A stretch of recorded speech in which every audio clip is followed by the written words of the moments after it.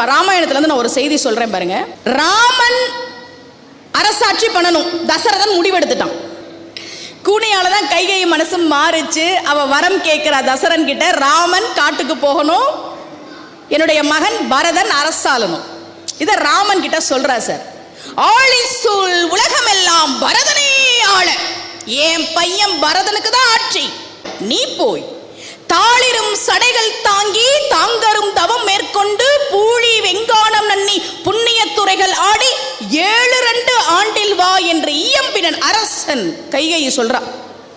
ஏன் அரசன்னு சொன்னா தெரியுமா? அப்பா சொன்னாருன்னா இந்த அப்பாவுக்கு வேற வேலை இல்லை, நான் பேசிக்கிறேன்னு சொல்லிடுவான்.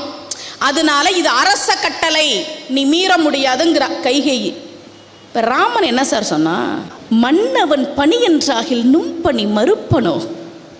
அரசன் சொன்னா என்ன, நீங்க சொன்னா என்ன சித்தி, நான் காட்டுக்கு போறேன். என் பின்னவன் பெற்ற செல்வம் நானே பெற்றதுண்டோ.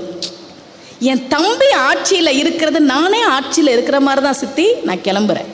மின்னொளிர் கானம் இன்றே போகின்றேன் விடையும் கொண்டேன்னு ராமன் கிளம்பிட்டான் காட்டுக்கு.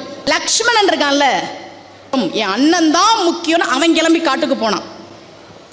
பரதன் கிட்ட கைகை உனக்கு ஆட்சியை வாங்கி கொடுத்துட்டேன்னு சொன்னப்போ அப்படி திட்டுறான். நீ எல்லாம் ஒரு அம்மாவா? எனக்கு இந்த ஆட்சி வேணாம், இது நியாயமா என் அண்ணனுக்கு உரியது, நான் அதில் உட்கார மாட்டேங்கிறான்.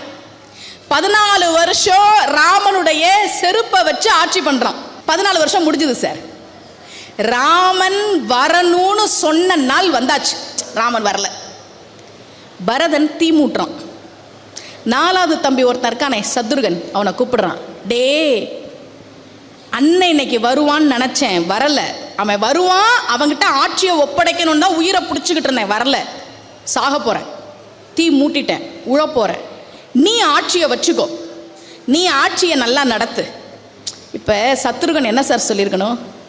போட்டியே இல்லாம எல்லா சொத்தும் எனக்கு வந்துருச்சுப்பா, ஒருத்தனும் போட்டிக்கு இல்லை, சீக்கிரம் சாவுடா சொல்லிருக்கணும்ல. அவன் சொன்னா, எனக்கு ஆட்சியை கொடுக்குறியா நீ? காணால நிலமகளை கைவிட்டு போனானை பின்பு காத்து போனானும் ஒரு தம்பி, போனவன் தான் வரும் அவதி போயிற்று என்று ஆனாத உயிர்விட அமைவானும் ஒரு தம்பி, அயலே நானாது யானாம் இவ்வரசு ஆழ்வேன்.